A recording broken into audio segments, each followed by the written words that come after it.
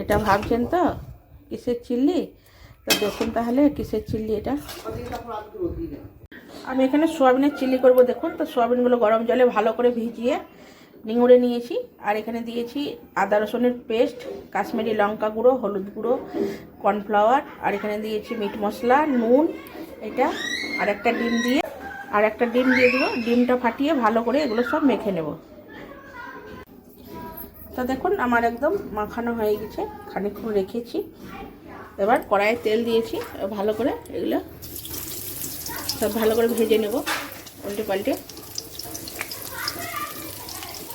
তো দেখুন এগুলো উল্টে পাল্টে সুন্দর করে একদম ভেজে নিয়েছি। এবার তুলে নেব। ফুলে কত বড় বড় হয়ে গেছে। এখানে দেখুন আমি কেটে নিয়েছি রসুন কুচি, আদা কুচি, বড় বড় করে পেঁয়াজ কেটেছি ডুমো ডুমো করে, আর কাঁচা লঙ্কা, ক্যাপসিকাম দিলেও হতো কিন্তু নেই কড়াই। এবার তেলের উপরে সব দিয়ে দেবো।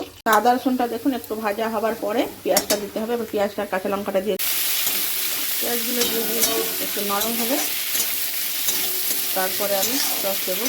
এখানে দিয়েছি নুন, চিনি, কাশ্মীরি লঙ্কা গুঁড়ো, আর দিয়েছি এখানে মিট মশলা, গরম মশলা, আর একটু হলুদ দিয়ে দিচ্ছি। নেড়ে চেড়ে নেবো। এখানে এড়াগুলো জলটা দিয়ে দিচ্ছি, সস দিয়ে দিয়েছি।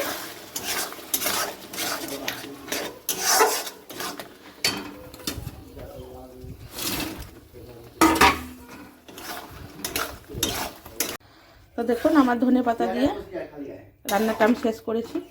একদম খুব সুন্দরভাবে হয়ে গেছে। এটা গরম গরম রুটির সঙ্গে খেতে দারুণ লাগে খেতে। একবার করে খেয়ে দেখবেন।